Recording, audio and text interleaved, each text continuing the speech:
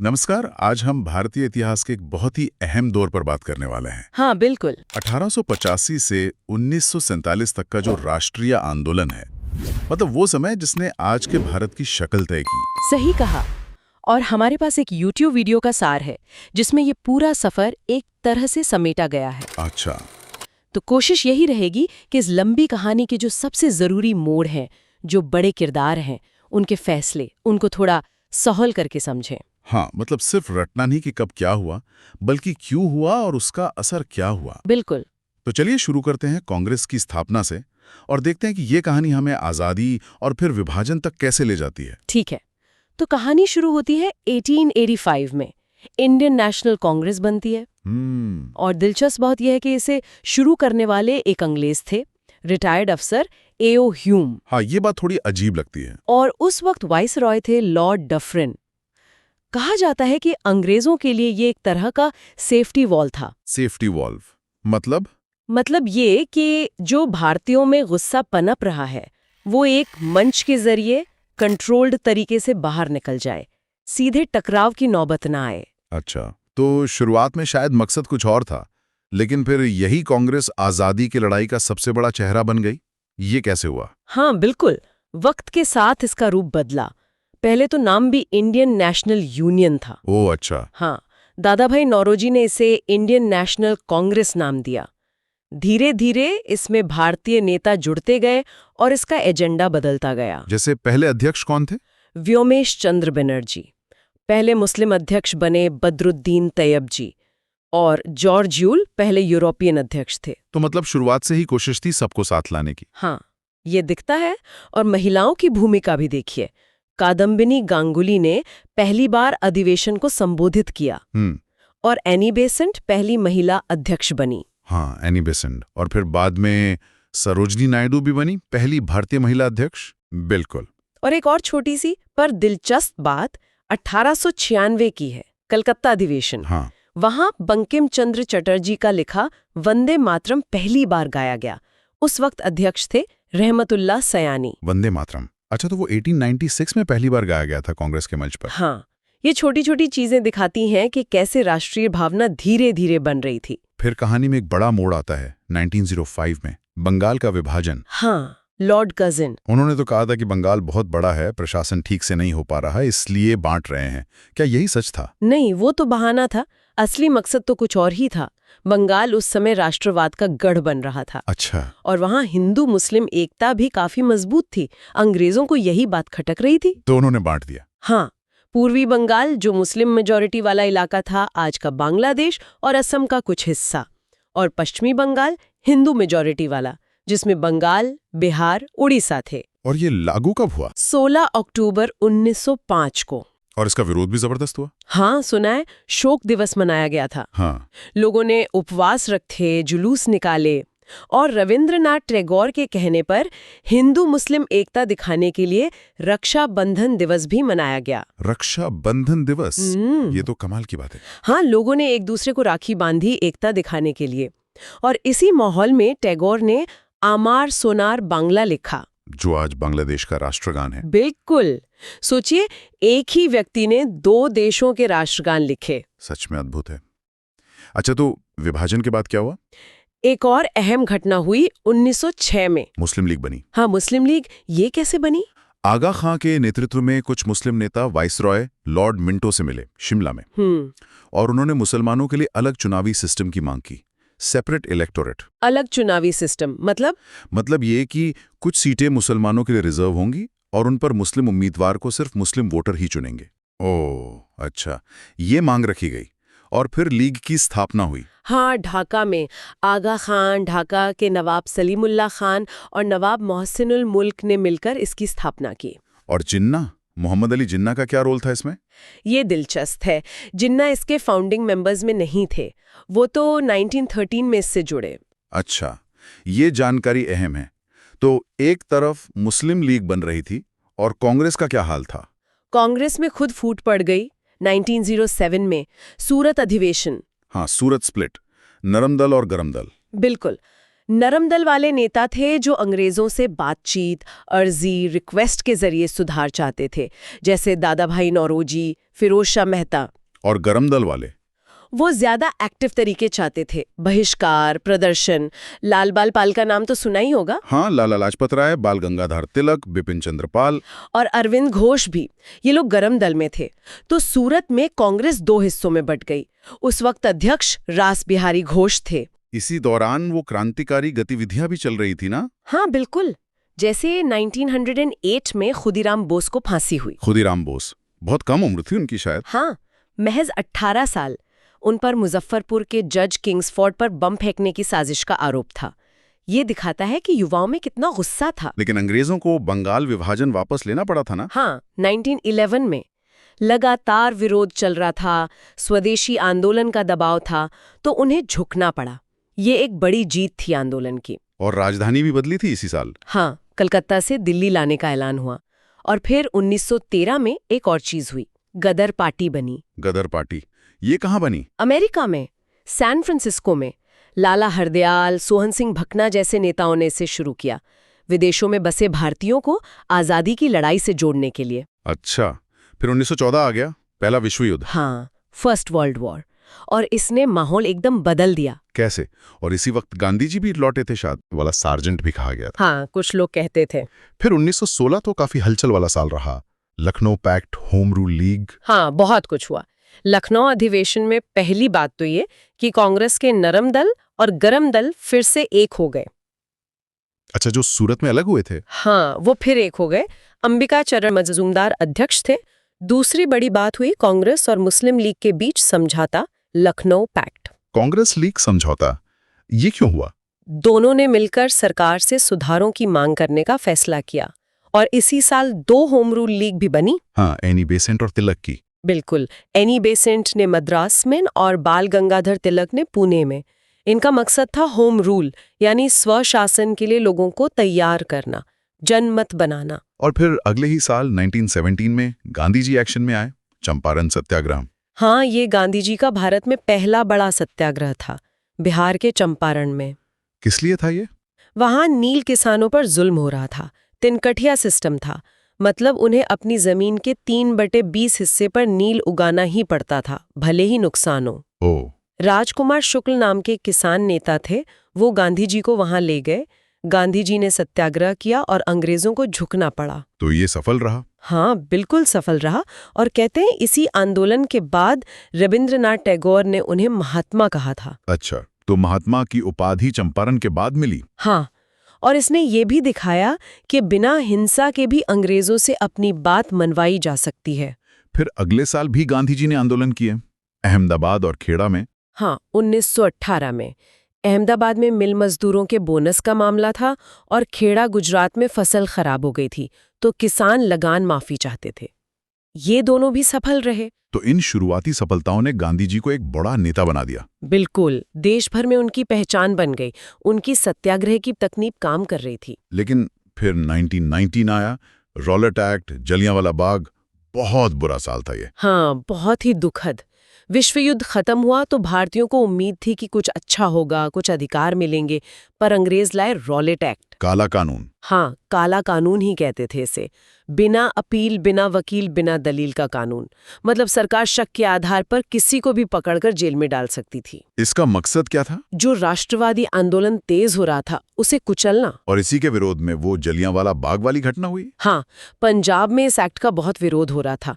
वहां के 2 बड़े नेता थे, डॉक्टर सत्यपाल और सैफुद्दीन किचलू। उन्हें गिरफ्तार कर लिया गया। तो उनकी गिरफ्तारी के विरोध में 13 अप्रैल 1919 को, बैसाखी का दिन था, अमृतसर के जलियांवाला बाग में लोग शांति से मीटिंग कर रहे थे। और तब जनरल डायर? हाँ, जनरल डायर अपनी टुकड़ी लेकर आया और बिना किसी चेतावनी के उसने भीड़ पर गोलियां चलाने का हुक्म दे दिया। बाग से निकलने का रास्ता भी बंद कर दिया था। कितना भयानक!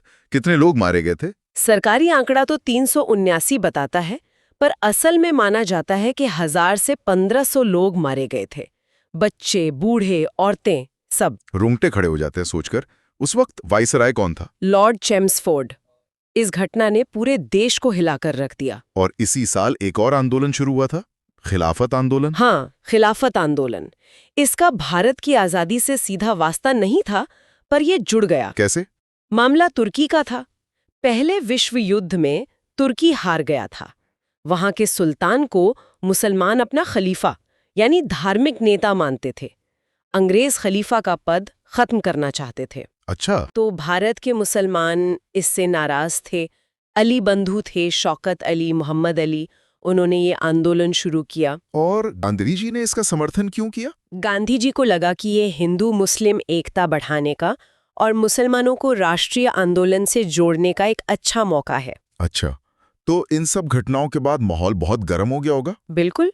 और इसी पृष्ठभूमि में गांधी जी ने 1920 में असहयोग आंदोलन शुरू किया। ये उनका पहला देशव्यापी आंदोलन था। हाँ, पहला बड़ा पैन इंडिया मूवमेंट। इसमें क्या था कि अंग्रेजी सरकार से किसी भी तरह का सहयोग नहीं करना। जैसे? सरकारी नौकरियां छोड़ दो, स्कूल कॉलेज छोड़ दो, अदालतें छोड़ दो, उपाधियां लौटा दो, विदेशी कपड़ों की होली जलाओ। गांधी जी ने भी अपनी उपाधि लौटाई थी? हाँ, केसरे हिंद की उपाधि उन्होंने लौटा दी थी। मकसद था बिना हिंसा के अंग्रेजी राज को ठप कर देना। और लोगों ने साथ दिया? बहुत साथ दिया। जबरदस्त आंदोलन था। लेकिन फिर चौरी चौरा? हाँ, 5 फरवरी 1922 गोरखपुर के पास एक जगह है चौरी चौरा। वहां भीड़ थोड़ी हिंसक हो गई। क्या हुआ था? भीड़ ने गुस्से में एक पुलिस थाने में आग लगा दी। उसमें 22 पुलिस वाले जलकर मर गए। ओह। गांधी जी हिंसा के बिल्कुल खिलाफ थे। उन्हें लगा कि लोग अभी अहिंसक आंदोलन के लिए पूरी तरह तैयार नहीं हैं, तो उन्होंने आंदोलन वापस ले लिया। और इस फैसले की आलोचना भी हुई थी? हाँ, बहुत हुई। कई बड़े नेता नाराज थे। सुभाष चंद्र बोस ने तो इसे नेशनल कैलेमिटी यानी राष्ट्रीय आपदा कहा था। मोतीलाल नेहरू, चितरंजन दास भी सहमत नहीं थे। और शायद इसी नाराजगी के चलते स्वराज पार्टी बनी 1923 में? बिल्कुल। चितरंजन दास और मोतीलाल नेहरू जैसे नेताओं को लगा कि आंदोलन वापस लेना ठीक नहीं था। उनका मानना था कि हमें काउंसिल के चुनाव लड़ने चाहिए और सरकार के अंदर घुसकर उनका विरोध करना चाहिए। अच्छा, मतलब लेजिस्लेचर में जाकर? हाँ, तो उन्होंने इलाहाबाद में स्वराज पार्टी बनाई। फिर 1924 में एक छोटी सी पर अनोखी बात हुई, बेलगाम अधिवेशन। हाँ, बेलगाम कर्नाटक में कांग्रेस का अधिवेशन हुआ और उसकी अध्यक्षता महात्मा गांधी ने की। ये एकमात्र मौका था जब गांधी जी कांग्रेस के अध्यक्ष बने? सिर्फ एक बार। अच्छा। फिर आगे क्या हुआ? फिर 1928 में साइमन कमीशन भारत आया। हाँ, साइमन कमीशन। इसका विरोध क्यों हुआ था इतना? इसे भारत में संवैधानिक सुधारों पर सुझाव देने के लिए बनाया गया था। पर दिक्कत ये थी कि इसमें 7 मेंबर थे और सातों के सातों अंग्रेज थे। एक भी भारतीय नहीं? एक भी नहीं। तो भारतीयों को लगा कि हमारा अपमान है, हमारे भविष्य का फैसला होगा और हमसे ही कोई नहीं पूछा जा रहा। बात तो सही है। तो पूरे देश में इसका जबरदस्त विरोध हुआ। साइमन गो बैक के नारे लगे, काले झंडे दिखाए गए। और लाहौर में लाला लाजपत राय के साथ वो दुखद घटना हुई। हाँ, लाहौर में वो विरोध प्रदर्शन को लीड कर रहे थे। पुलिस ने उन पर लाठीचार्ज किया, उन्हें काफी चोटें आईं और कुछ दिनों बाद उनकी मृत्यु हो गई। उनकी शहादत ने तो आग में घी का काम किया होगा। बिल्कुल। युवाओं में और जोश भर गया। इसके बाद 1929 का लाहौर अधिवेशन, इसे ऐतिहासिक माना जाता है। क्यों? बहुत ज्यादा ऐतिहासिक। अध्यक्ष थे जवाहरलाल नेहरू और यहीं पर पहली बार कांग्रेस ने पूर्ण स्वराज का प्रस्ताव पास किया। पूर्ण स्वराज मतलब पूरी आजादी? हाँ, अब डोमिनियन स्टेटस या थोड़े बहुत अधिकार नहीं चाहिए थे। लक्ष्य था कंप्लीट इंडिपेंडेंस, अंग्रेजों से पूरी तरह आजादी। और इसी लक्ष्य के साथ फिर 1930 में दांडी मार्च हुआ। हाँ, पूर्ण स्वराज के संकल्प के बाद गांधी जी ने सविनय अवज्ञा आंदोलन शुरू किया, सिविल डिसओबीडियंस मूवमेंट, और इसकी शुरुआत की नमक कानून तोड़कर। नमक कानून? हाँ, नमक जैसी मामूली चीज पर भी अंग्रेजों ने टैक्स लगा रखा था और कोई भारतीय नमक बना नहीं सकता था। गांधी जी ने इसे अन्याय का प्रतीक माना। तो उन्होंने मार्च किया? हाँ, साबरमती आश्रम से दांडी तक करीब 240 मील पैदल चले अपने 78 साथियों के साथ। 78 लोग? हाँ, शुरुआत में। और 6 अप्रैल को दांडी पहुंचकर समुद्र के पानी से नमक बनाया और कानून तोड़ा। ये एक सिंबॉलिक एक्ट था, पर इसने पूरे देश को जगा दिया। और इसी दौरान लंदन में गोलमेज सम्मेलन भी हो रहे थे। हाँ, राउंड टेबल कॉन्फ्रेंसेस। अंग्रेजों को भी लग रहा था कि अब भारतीयों से बात करनी पड़ेगी, तो उन्होंने लंदन में मीटिंग्स बुलाई। 3 हुई। पहली कब हुई? 1930 में। पर कांग्रेस ने हिस्सा नहीं लिया क्योंकि सविनय अवज्ञा आंदोलन चल रहा था। अच्छा, फिर दूसरी में कांग्रेस गई। हाँ, लेकिन उससे पहले 1931 में गांधी-इरविन पैक्ट हुआ। गांधी-इरविन पैक्ट? हाँ, वाइसराय इरविन और गांधी जी के बीच समझौता हुआ। सरकार ने कुछ राजनीतिक कैदियों को छोड़ा और गांधी जी ने आंदोलन रोक दिया और दूसरे गोलमेज सम्मेलन में जाने को तैयार हो गए। तो गांधी जी गए लंदन? हाँ, 1931 में कांग्रेस के अकेले प्रतिनिधि बनकर। लेकिन वो सम्मेलन भी सफल नहीं हुआ। नहीं, खासकर दलितों के लिए अलग निर्वाचन के मुद्दे पर बात अटक गई। अंबेडकर जी मांग कर रहे थे। हाँ, तो बी.आर. अम्बेडकर दलितों के लिए सेपरेट इलेक्टोरेट चाहते थे, जैसा मुसलमानों और सिखों को मिला हुआ था। गांधी जी इसके सख्त खिलाफ थे। क्यों? उन्हें लगता था कि इससे हिंदू समाज हमेशा के लिए बट जाएगा। तो सहमति नहीं बनी और गांधी जी खाली हाथ भारत लौट आए। लौटकर उन्होंने फिर से आंदोलन शुरू किया। हाँ, लेकिन उन्हें फौरन गिरफ्तार कर लिया गया और फिर ब्रिटिश प्रधानमंत्री रैमजे मैकडॉनल्ड ने दलितों के लिए अलग निर्वाचन की घोषणा कर दी। इसे कम्युनल अवार्ड कहते हैं। और गांधी जी ने इसका विरोध किया? हाँ, उन्होंने जेल में ही आमरण अनशन शुरू कर दिया। पुणे की यरवदा जेल में थे वो। तो पूना पैक्ट हुआ 1932 में। बिल्कुल। गांधी जी और अंबेडकर जी के बीच समझौता हुआ। अंबेडकर जी ने दलितों के लिए अलग निर्वाचन की मांग छोड़ दी और बदले में प्रांतीय विधानमंडलों में दलितों के लिए जो आरक्षित सीटें थीं वो 71 से बढ़ाकर 147 कर दी गईं। मतलब ज्यादा प्रतिनिधित्व मिला। अच्छा, फिर तीसरा गोलमेज सम्मेलन भी हुआ? हाँ, 1932 में ही, पर उसमें भी कांग्रेस ने हिस्सा नहीं लिया और वो भी बेनतीजा रहा। इन तीनों सम्मेलनों के समय ब्रिटेन में कौन था सत्ता में? राजा तो जॉर्ज पंचम थे और प्रधानमंत्री थे रैमजे मैकडॉनल्ड। वाइसराय बदलते रहे, पहले में इरविन, दूसरे और तीसरे में वेलिंगटन। ठीक है। फिर 1935 का भारत सरकार अधिनियम आया। ये काफी महत्वपूर्ण था ना? हाँ, गवर्नमेंट ऑफ इंडिया एक्ट 1935 बहुत महत्वपूर्ण था। इसने प्रांतों को काफी स्वायत्तता दी। केंद्र में एक फेडरल स्ट्रक्चर का प्रस्ताव था। हालांकि लागू नहीं हो पाया पूरी तरह, पर इसके कई हिस्से आजाद भारत के संविधान का आधार बने। अच्छा, और ये लागू कब हुआ? 1937 में। फिर 1939 में दूसरा विश्व युद्ध शुरू हो गया। हाँ, सेकेंड वर्ल्ड वॉर, और इसने फिर से भारतीय राजनीति में भूचाल ला दिया। कैसे? अंग्रेजों ने भारत से बिना पूछे ही उसे युद्ध में शामिल घोषित कर दिया। कांग्रेस ने इसका विरोध किया और 1940 में मुस्लिम लीग ने लाहौर में एक और बड़ा कदम उठाया। पाकिस्तान की मांग। हाँ, लाहौर रेजोल्यूशन। पहली बार आधिकारिक तौर पर अलग पाकिस्तान बनाने का प्रस्ताव पास किया गया। फिर 1942 में क्रिप्स मिशन आया, युद्ध में मदद मांगने। हाँ, अंग्रेजों को युद्ध में भारतीयों का साथ चाहिए था।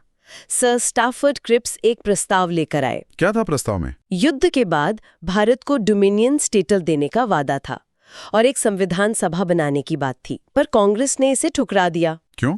क्योंकि अब पूर्ण स्वराज से कम कुछ मंजूर नहीं था।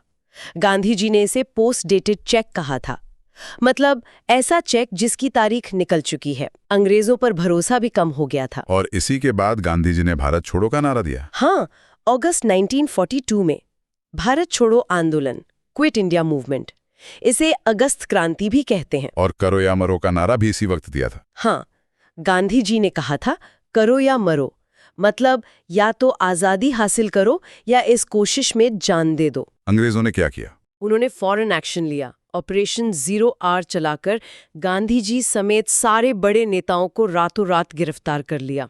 गांधी जी को आगा खां पैलेस में रखा गया। तो आंदोलन खत्म हो गया?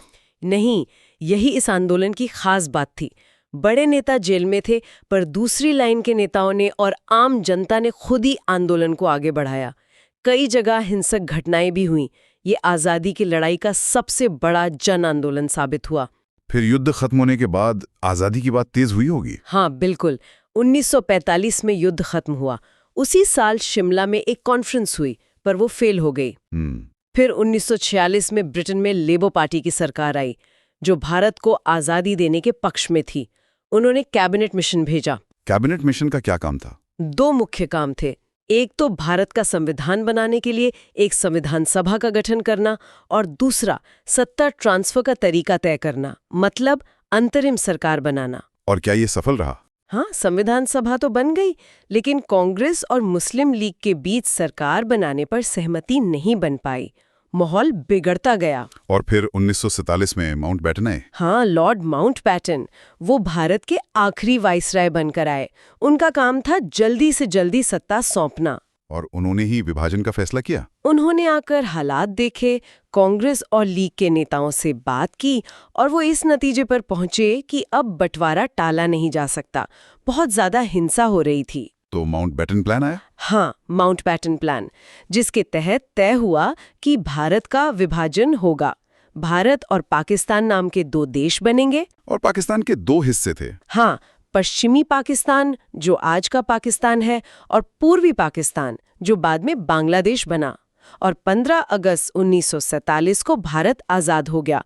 पर इस आज़ादी की कीमत बंटवारे के दर्द के रूप में चुकानी पड़ी। तो ये थी कहानी 1885 से 1947 तक की।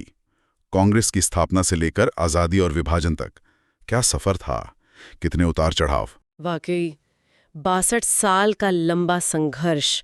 इसमें बलिदान थे, असहमतियां थीं, रणनीतियां थीं, समझौते थे और आखिरकार मंजिल भी मिली, पर एक कीमत के साथ। हमने कोशिश की कि इस सफ़र के जो मुख्य पड़ाव हैं, जो अहम घटनाएं और लोग हैं, उन पर बात करें। हाँ, और ये समझना जरूरी है कि हर घटना का, हर फैसले का अपना एक असर था, जिसने हमारे आज को बनाया है। बिल्कुल। और अब श्रोताओं के लिए एक सवाल छोड़ जाते हैं सोचने के लिए। इस पूरे 62 साल के आंदोलन में इतनी सारी घटनाएं हुई, इतने सारे फैसले लिए गए, कोई एक घटना या किसी एक व्यक्ति का कोई एक फैसला, आपको क्या लगता है किसका असर भारत के भविष्य पर सबसे गहरा पड़ा, सबसे स्थायी? अच्छा सवाल है, सोचने वाला। हाँ, जरूर सोचिएगा इस पर। आज के लिए बस इतना ही। अगली बार फिर मिलेंगे। नमस्कार। नमस्कार।